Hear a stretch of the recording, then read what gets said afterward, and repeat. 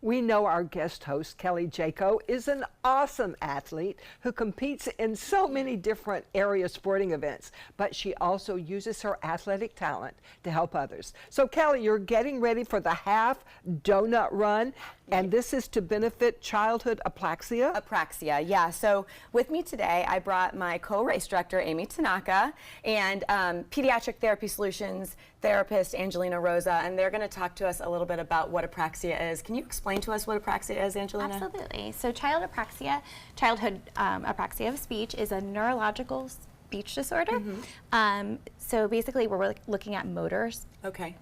So what happens with the child who has apraxia? What do you see? What are some common things that you see? One of the big things is that when we try to speak, our brain is giving the messages to our mouth. Okay. What happens with childhood apraxia is that those messages don't get through clearly. Okay. And so Amy, my co-chair Amy on this event, her son, Adam, he has apraxia. Can you tell us how you knew maybe something was going on? Yeah, from a really early age, before he was even 1 year old, we saw signs that, you know, most babies and infants, there he is, that most babies do, they start cooing and babbling, and Adam just wasn't showing those signs, and as he got a little older and trying to say sounds, the same sound was coming out for everything he was trying to ask for. So we knew that there was something not right there, and we had to be his advocate for it. And well, especially with boys, I think that it's common to hear, oh well, boys tend to mature on their later. own time. Yeah, exactly. And so Absolutely. I've known Amy for a lot of years. We did our Jacobs vs. Autism events together, and after doing that, we decided to switch over to apraxia because I think there's so little that's known and it's really hard to understand. Yeah. Can you have a really cool demonstration? Can you show that to All us? right, so I'm going to ask you guys to hold out your hands like this. Okay, now lift your right pinky. Good. Now your left pointer. Left pointer. There you go. That's okay. That's all right. So now I want you to take your hands and cross them and interlock your fingers. Now invert. You got it? Yep. Got it. All right. Now go ahead and do your left middle finger. All right, let's try your right pinky. I'm doing the wrong hand. Oh, yeah. That's the wrong hand. Okay, so now with childhood apraxia, this is a very similar thing that happens from that motor planning. Okay. Another example I can use is, say, like you're hitting the letter M on your keyboard, right?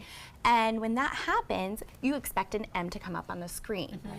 But the output is actually blank, or it's the letter H, and it's not quite So what it's frustrating. So I can it's imagine very it's really Almost like an Absolutely. obstacle to the thought, right? Yeah. So you're Yes. thinking it like I'm thinking. Oh, yeah, I know my left pinky, but there's which one was my left? Wait a minute. There we go. So with every word that the child is trying to say, there's so Even much going on, sounds. and sounds also. I mean, so sounds, we're not even to word for some of our can children. apraxia be cured? It cannot be cured, unfortunately, right now Okay. with all of our research, but with intensive treatments, such as like 3 to 5 times a week of speech, Yeah. which becomes expensive. Yeah. But research has proven that that is beneficial. So and you will brought a help. couple of tools. What kinds of things do we do for treatment? All right, well, we want to look at a multi-sensory approach is really, really important. So I don't always stick with cards, but the kids love them. They love the visuals. And a lot of times what I like to do with this is put their child in front of a mirror. If a parent isn't in with me, what I do is make sure I tape, and then that child has that visual feedback. Okay. So they have a mirror, they have a video they can watch, and we practice the sounds. I have a really big mouth, so I'm over-exaggerating when I say if we're going, nay. Okay. Yeah. Okay. So they can simple see that. stuff. Simple that. Practice. Yes. Practice is Yeah. key. Having some auditory feedback from their Okay. phones. This is nice. A microphone. La la la. They love that. All of the sounds. Just hearing with the drum, you can kind of get some of the syllables or sounds. Oh, sure. And then having reinforcing activities like a balloon pumper here, you can pump it up. They do up, down, simple. Fantastic. And fun. Simple words. Has it been misdiagnosed? Because I feel like there's not a lot known about Yeah, it. I've never heard of it. So with diagnosis, it's actually really, really complicated. It's pretty complex, not complicated, but it's complex. So you're really looking at a range from, is their hearing okay, their speech sounds, and their language. So we're looking at everything in their case history. With that being said, it is rare. It's 1 in 2 out of 1,000 children. Wow. So it is pretty rare, but the education is really important. And the for education, others. yes, absolutely, and the Yes. awareness. And so Kelly and Amy, you have an event coming up. Tell us Yes. about, but Yes. it's not the typical, there's donuts involved. Yeah. Tell us about it. Yes, Yeah. exactly. So we are putting on a race in September.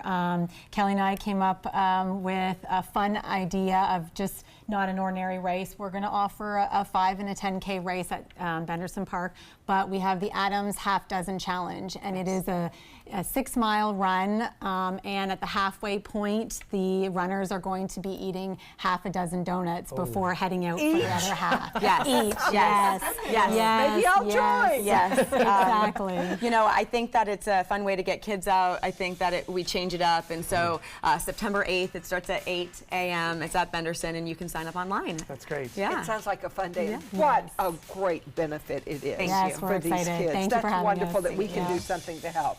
The Half Dozen Donut Run is September 8th at Nathan Benderson Park. There are 5K and 10K options, and you can go with or without the donuts halfway. Come in and join the fun and help raise some money and awareness for children with apraxia. And for more information, you can go to their website and sign up and join all the other people who are going to be Yes. eating those donuts. Yes.